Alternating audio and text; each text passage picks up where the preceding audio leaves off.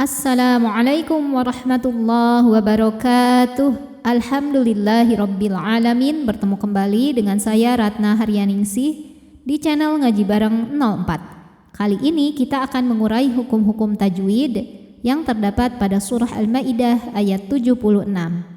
Disimak sampai akhir karena nanti di ujung akan ada pertanyaan seputar tajwid dan jawaban pertanyaan hari kemarin akan ditemukan pada menit ke A'udzu billahi minasy syaithanir rajim. Bismillahirrahmanirrahim. Qul, lam sukunnya ini disebut dengan lam mutlak. Dengan syarat di hadapan lam sukunnya bukan huruf lam lagi, juga bukan huruf ro. Maka lam sukun ini kita bunyikan dengan jelas. Qul ata'budu. Di sini ada hukum tajwid namanya mad tabi'i zahiri. Sebab ada waw sukun didahului harokat dhammah. Maka huruf dal kita panjangkan sepanjang 2 harokat saja. Qul ata'buduna min. Kemudian ada hukum ikhfa aqrab karena ada nun sukun yang menghadapi huruf dal. Maka bunyi nun sukun ini samar-samar, siap-siap menuju makhraj huruf dal disertai bunyi dengungan. Ujung lidah kita sudah siap-siap menuju pangkal gigi seri atas makhraj dari huruf dal, tapi belum menyentuh, baru mau saja ya.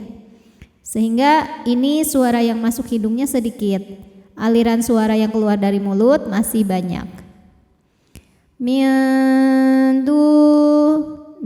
Kemudian berikutnya ada hukum mad tabi'i zahiri. Sebab ada waw sukun yang didahului harokat dhammah, maka huruf dal ini kita panjangkan 2 harokat. Min dunillahi. Lam jalalah dibunyikan secara tarqiq sebab harokat huruf sebelumnya kasrah, maka lamnya ini tipis bunyinya lah. Min dunillahi. Kemudian ada hukum alif lam yang dinamakan dengan alif lam syamsiyah. Sebab alif lam menghadapi huruf syamsiyah yaitu huruf lam. Maka alif lam tidak kita baca atau dilewat saja ya, diidghamkan atau dimasukkan. Alif lam syamsiyah biasa juga disebut dengan idgham syamsi. Min dunillah. Hukumnya adalah mad tabi'i muqaddar. Sebab huruf lam barisnya fathah berdiri. Maka lam kita panjangkan 2 harokat saja. Min dunillahi ma hukumnya adalah mad tabi'i zahiri. Sebab ada alif yang sebelumnya didahului harokat fathah. Maka huruf mim ini kita panjangkan 2 harokat saja.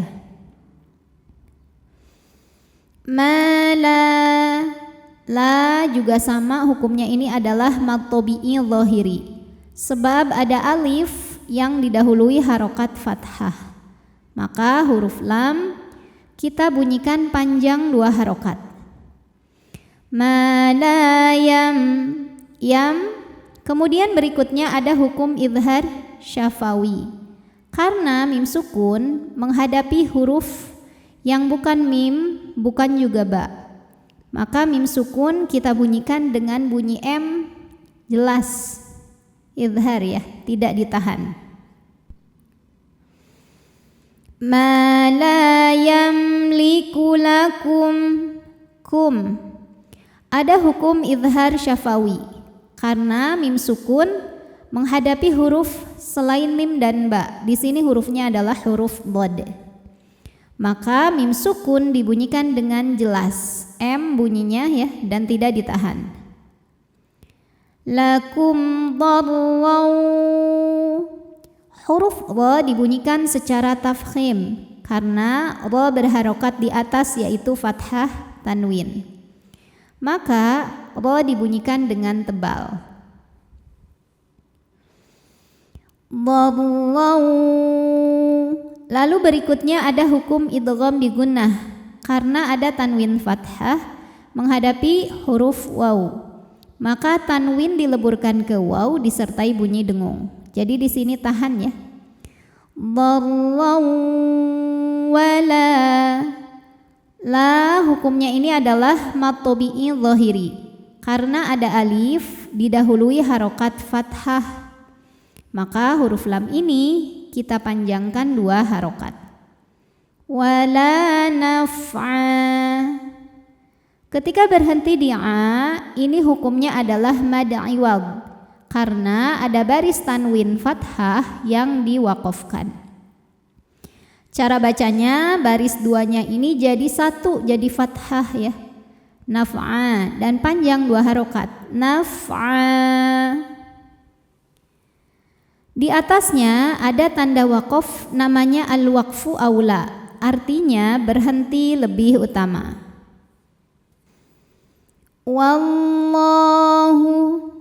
Lam jalalah atau lam pada lafaz Allah dibunyikan secara tafkhim karena harokat huruf sebelumnya fathah. Maka lam dibaca dengan tebal.